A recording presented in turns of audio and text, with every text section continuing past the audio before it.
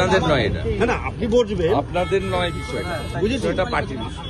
না আমি বলছি আপনি তো আজকে বসবেন, মানে না আপনাকে বলবো না কার সঙ্গে বসবো। আমি পার্টির কর্মীদের সঙ্গে, নবগঠিত কমিটির সঙ্গে কথা বলতে পারি। কিন্তু দিকে দিকে এই যে সমস্ত শাসক দলের বিএলএরা কাজ করছেন, তারা কোথাও কোথাও ভয় দেখাচ্ছেন বা বিভিন্ন রকমের হুমকির প্রসঙ্গ চলে আসছে। সরকারি অফিসাররা ঠিকঠাক করে কাজ করতে এখনো শুরু হয়নি বিএলএদের কাজ। এসআইআর যখন ঘোষণা হবে, আজকে বড় মিটিং আছে দিল্লিতে, সবাই জানেন, সিওদের নিয়ে। তখন এসআইআর এর গাইডলাইন বেরোবে, বিএলএ 2দের কাজ শুরু হবে, সেখানে হবে। এখানে তো সবাই আক্রান্ত হয়।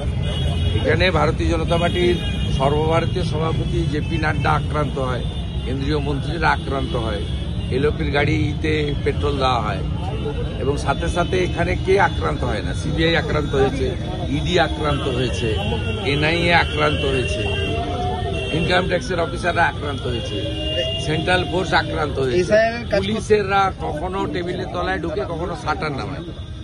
আক্রান্তটা কে হয়নি?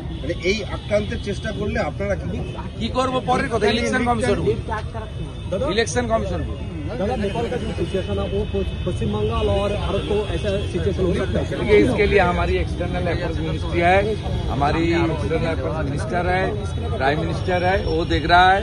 इसमें हम लोग का टिप्पणी करने का कोई जरूरत नहीं है। नेपाल সীমান্তে পশ্চিমবঙ্গের যে জেলা রয়েছে, নেপাল সীমান্তে সেই সব জেলার মানুষের জন্য কি বলবো? আমাদের ভারতবর্ষে খুব শক্তিশালী গণতান্ত্রিক একটি ব্যবস্থা আছে, পৃথিবীর সর্ববৃহৎ গণতান্ত্রিক ব্যবস্থা, এবং অত্যন্ত শক্তিশালী প্রধানমন্ত্রী আছেন যার জনপ্রিয়তা বিশ্বে 1 নম্বর, এবং জয়শঙ্করজির মতো একজন এমিনেন্ট অত্যন্ত দক্ষ পররাষ্ট্রমন্ত্রী আছে।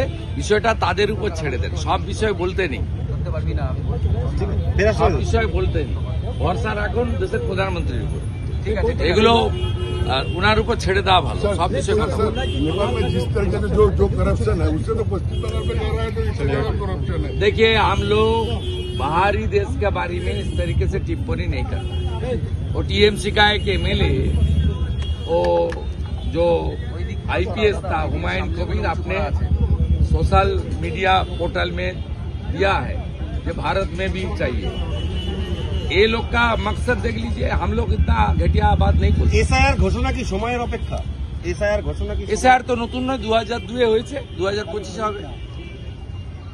মানে এই যেটা নিয়ে তৃণমূল বারবার বিরোধিতা করে আসছে, এবার এই রাজ্যে তৃণমূল বিরোধিতাও করে, আবার বিএলএ 2 লিস্টও জমা দেয়।